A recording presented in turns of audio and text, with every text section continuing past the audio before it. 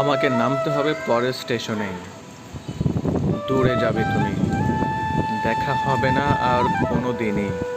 তাই যে প্রশ্নটার জবাব এতকাল থেমে আছে, শুনবো তোমার মুখে।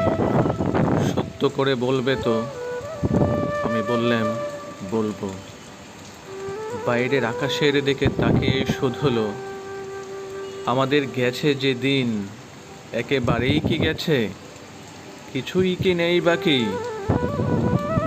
একটুকু রইলেম চুপ করে, তারপর বললেম, রাতের সব তারাই আছে দিনের আলোর গভীরে।